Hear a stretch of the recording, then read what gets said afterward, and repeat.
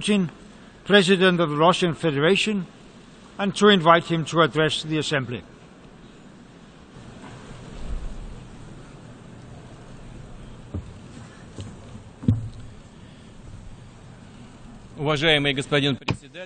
Your Excellency, Mr. President, Your Excellency, Mr. Secretary General, distinguished heads of state and government, ladies and gentlemen, the 70th anniversary of the United Nations is a good occasion to both take stock of history and talk about our common future.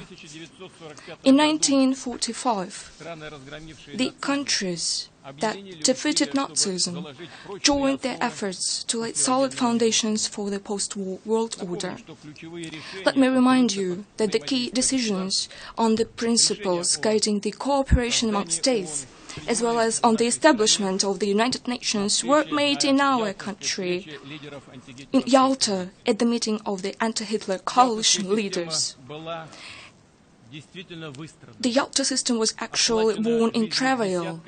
It was won at the cost of tens of millions of lives and 2 world wars. They swept through the planet in the 20th century. Let us be fair. It helped the humanity through turbulent, at times dramatic, events of the last 7 decades. It saved the world from large-scale upheavals. The United Nations is unique in its legitimacy, representation and universality. It is true that lately the UN has been widely criticized for supposedly not being efficient enough and for the fact that the decision-making on fundamental issues stalls due to insurmountable differences, first of all among the members of the Security Council. However, I would like to point out that there have always been differences in the UN throughout all these 70 years of existence. The veto right has always been exercised by the United States, the United Kingdom, France, China, the Soviet Union and Russia later alike. It is absolutely natural for so diverse and representative an organization. When the UN was established, its founders did not in the least think that there would always be unanimity. The mission of the organization is to seek and reach compromises, and its strength comes from taking different views and opinions into consideration. The decisions debated within the UN are either taken as resolutions or not. As diplomats say, they either pass or do not pass. Whatever actions any state might take by passing this procedure are illegitimate. They run counter to the UN Charter and defy international law.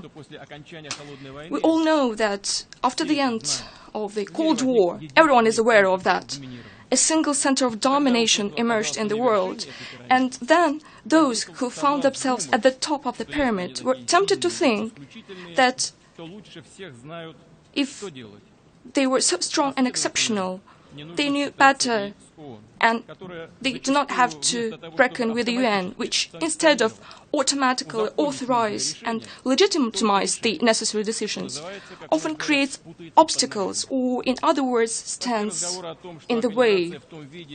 It has now become commonplace to say that it is, in its original form, has become obsolete and completed its historical mission. Of course, the world is changing, and the UN must be consistent with this natural transformation. Russia stands ready to work together with its partners on the basis of broad consensus. But we consider the attempts to undermine the legitimacy of the United Nations as extremely dangerous. They could lead to a collapse of the entire architecture of international relations, and then, indeed, there would be no other rules left but the rule of force. We would get a world dominated by selfishness rather than collective work, a world increasingly characterized by dictate rather than equality. there would be less of genuine democracy and freedom, and there would be a world where true independent states would be replaced by an ever-growing number of de facto protectorates and externally controlled territories. What is the state sovereignty, after all, that has been mentioned by our colleagues here? It is basically about freedom and the right to choose freely one's own future for every person, nation, or state. By the way, dear colleagues, the same holds true of the question of the so-called legitimacy of state authority. One should not play with or manipulate words. Every term in international law and international affairs should be clear, transparent, and have uniformly understood criteria. We are all different, and we should respect that.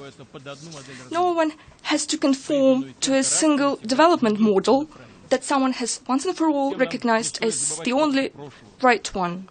We should all remember what our past has taught us. We also remember certain episodes from the history of the Soviet Union, social experiments for export, attempts to push for changes within other countries based on ideological preferences, often led to tragic consequences and to degradation rather than progress. It seems, however, that far from learning from others' mistakes, everyone just keeps repeating them. And so the export of revolutions, this time of so-called democratic ones, continues. It would suffice to look at the situation in the Middle East and North Africa, as has been mentioned by my previous speaker. Certainly, political and social problems in this region have been piling up for a long time, and people there wished for changes naturally. But how did it actually turn out? Rather than bringing about reforms, an aggressive foreign interference has resulted in a brazen destruction of national institutions and the lifestyle itself. Instead of the triumph of democracy and progress, we got violence, poverty, and social disaster. And nobody cares a bit about human rights, including the right to life. I cannot help asking those who have caused this situation, do you realize now what you've done? But I'm afraid no one is going to answer that. Indeed, policies based on self-conceit and belief in one's exceptionality and impunity have never been abandoned. It is now obvious that the power vacuum created in some countries of the Middle East and North Africa led to the emergence of anarchy areas, which immediately started to be filled with extremists and terrorists. Tens of thousands of militants are fighting under the banners of the so-called Islamic State. Its ranks include former Iraqi servicemen who were thrown out into the street after the invasion of Iraq in 2003. Many recruits also come from Libya, a country whose statehood was destroyed as a result of a gross violation of the UN Security Council Resolution 1973. And now the ranks of radicals are being joined by the members of the so-called modern Syrian opposition supported by the Western countries. First, they are armed and trained, and then they defect to the so-called Islamic State. Besides, the Islamic State itself did not just come from nowhere. It was also initially forged as a tool against undesirable secular regimes. Having established a foothold in Iraq and Syria, the Islamic State has become actively expanding to other regions. It is seeking dominance in the Islamic world. And not only there, and its plans go further than that. The situation is more than dangerous. In these circumstances, it is hypocritical and irresponsible to make loud declarations about the threat of international terrorism while turning a blind eye to the channels of financing and supporting terrorists, including the process of drug trafficking and illicit trade in oil and arms. It would be equally irresponsible to try to manipulate extremist groups and place them at one's service in order to achieve one's own political goals in the hope of later dealing with them or, in other words, liquidating them. To those who do so, I would like to say, dear sirs, no doubt you're dealing with rough and cruel people, but they're no way primitive or silly. They're just as clever as you are, and you never know who is manipulating whom. And the recent data on arms transfer to this most moderate opposition is the best proof of it. We believe that any attempts to play games with terrorists, let alone to arm them, are not just short-sighted, but fire hazardous. This may result in the global terrorist threat increasing dramatically and engulfing new regions, especially given that Islamic State camps train militants from many countries, including the European countries. Unfortunately, dear colleagues, I have to put it frankly, Russia is not an exception. We cannot allow these criminals who have already tasted blood to return back home and continue their evil doings. No one wants this to happen. Does he? Russia has always been consistently fighting against terrorism in all its forms. Today we provide military and technical assistance both to Iraq and Syria and many other countries of the region who are fighting terrorist groups. We think it is an enormous mistake to refuse to cooperate with the Syrian government and its armed forces who are violently fighting terrorism face to face. We should finally acknowledge that no one but President Assad's armed forces and Kurds militia are truly fighting the Islamic State and other terrorist organizations in Syria. We know about all the problems and contradictions in the region, but which were based on the reality. Dear colleagues, I must note that such an honest and frank approach of Russia has been recently used as a pretext to accuse it of its growing ambitions, as if those who say it have no ambitions at all. However, it's not about Russia's ambitions, dear colleagues, but about the recognition of the fact that we can no longer tolerate the current state of affairs in the world. What we actually propose is to be guided by common values and common interests rather than ambitions. On the basis of international law, we must join efforts to address the problems that all of us are facing and create a genuinely broad international coalition against terrorism. Similar to the anti-Hitler coalition, it could unite a broad range of forces that are resolutely resisting those who, just like the Nazis, sow evil and hatred of humankind. And naturally, the Muslim countries are to play a key role in the coalition, even more so because the Islamic State does not only pose a direct threat to them, but also desecrates one of the greatest world religions by its bloody crimes. The ideologists of militants make a mockery of Islam and pervert its true humanistic values. I would like to address Muslim spiritual leaders as well. Your authority and your guidance are of great importance right now. It is essential to prevent people recruited by militants from making hasty decisions, and those who have already been deceived and who, due to various circumstances, found themselves among terrorists need help in finding a way back to normal life, laying down arms and putting an end to fratricide. Russia will shortly convene, as the current President of the Security Council, a ministerial meeting to carry out a comprehensive analysis of threats in the Middle East. First of all, we propose discussing whether it is possible to agree on a resolution aimed at coordinating the actions of all the forces that confront the Islamic State and other terrorist organizations. Once again, this coordination should be based on the principles of the UN Charter.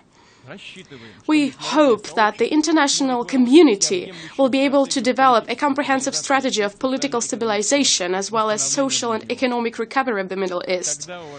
Then, dear friends, there would be no need for new refugee camps.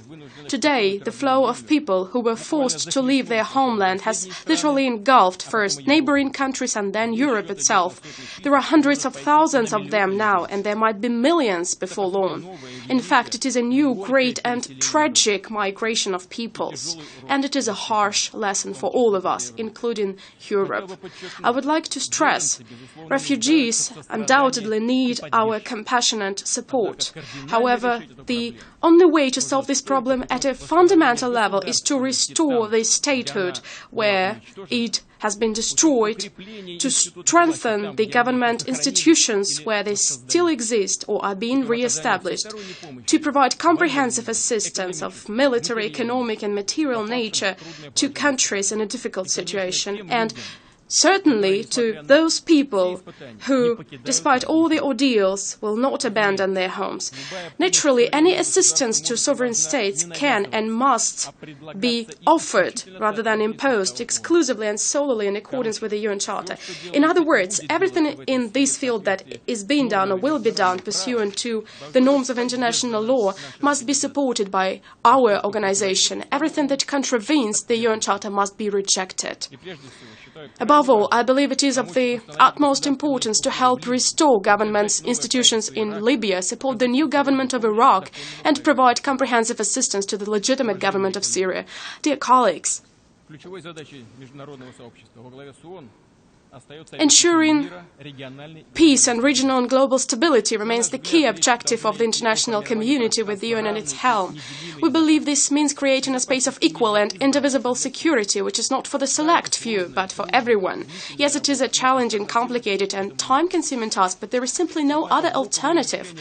However, the bloc thinking of the times of the Cold War and the desire to explore new geopolitical areas is still present among some of our colleagues. First, they continued their policy of expanding NATO. What for? If the Warsaw Bloc stopped its existence, the Soviet Union had collapsed, and nevertheless, the NATO continues expanding, as well as its military infrastructure. Then they offered the post-Soviet countries a false choice, either to be with the West or with the East. Sooner or later, this logic of confrontation was bound to spark off a grave geopolitical crisis. This is exactly what happened in Ukraine, where the discontent of population with the current authorities was used and a military coup was orchestrated from outside that triggered a civil war as a result.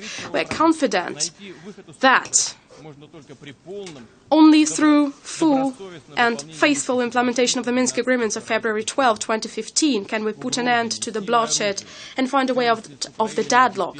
Ukraine's territorial integrity cannot be ensured by threats of force of arms. What is needed is a genuine consideration for the interests and rights of the people in the Donbas region and respect for their choice. There is a need to coordinate with them as provided for by the Minsk Agreements, the key elements of the country's political structure. These steps will guarantee that Ukraine will develop as a civilized state, as an essential link in building a common space of security and economic cooperation both in Europe and in Eurasia. Ladies and gentlemen, I have mentioned this common space of economic cooperation on purpose. Not long ago, it seemed that in the economic sphere, with its objective market laws, we would learn to live without dividing lines. We would build on transparent and jointly formulated rules, including the WTO principles stipulating the freedom of trade and investment and open competition.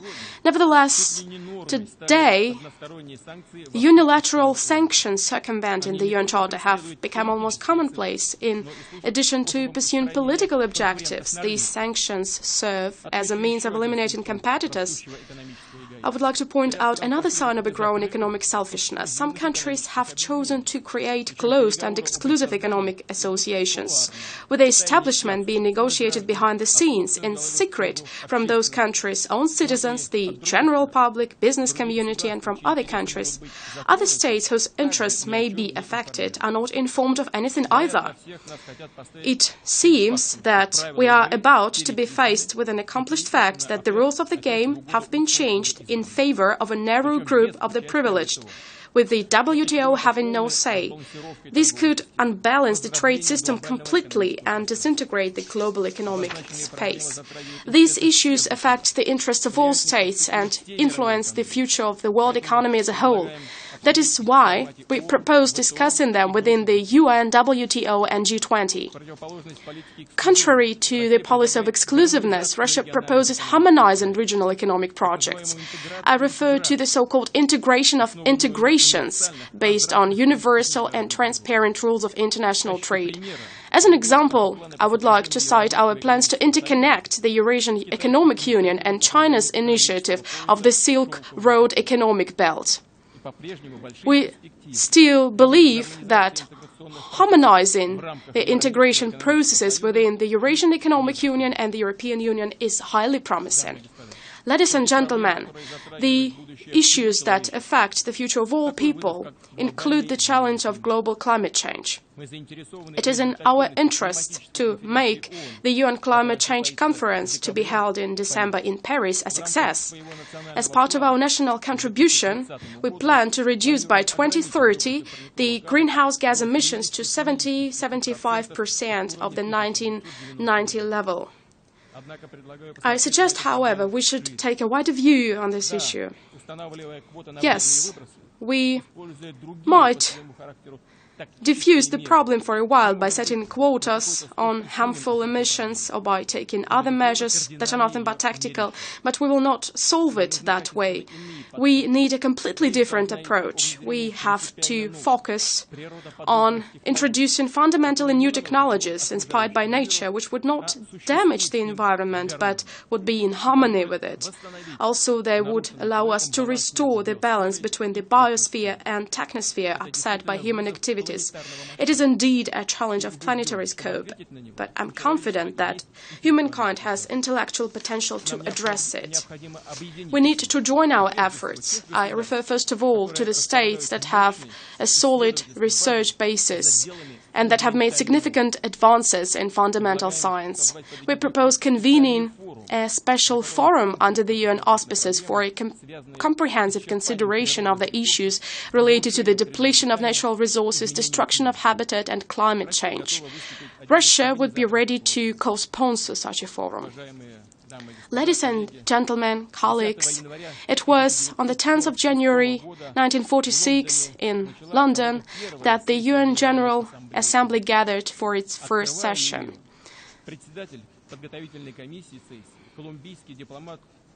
Mr. Zuleta Angel, a Colombian diplomat and the chairman of the Preparatory Commission, opened the session by giving, I believe, a concise definition of the basic principles that the UN should follow in its activities, which are free will, defiance of scheming and trickery, and spirit of cooperation.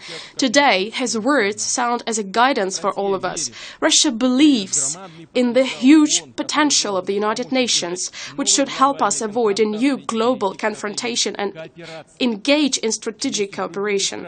Together with other countries, we will consistently work towards strengthening the central coordinating role of the UN. I'm confident that by working together, we will make the world stable and safe, as well as provide conditions for the development of all states and nations. Thank you.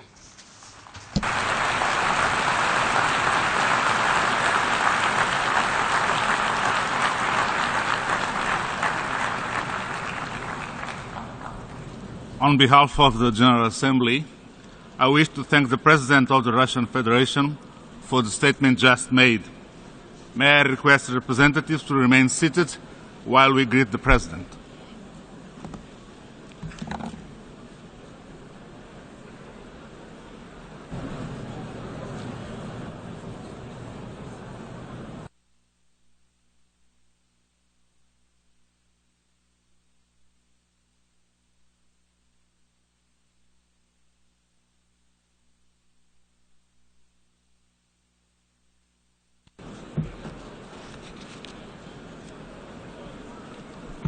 The Assembly will hear an address by Her Excellency Park Geun-hye, President of the Republic of Korea.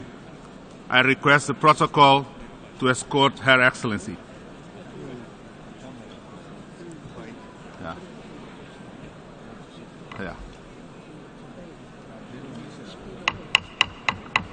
Quietness, please.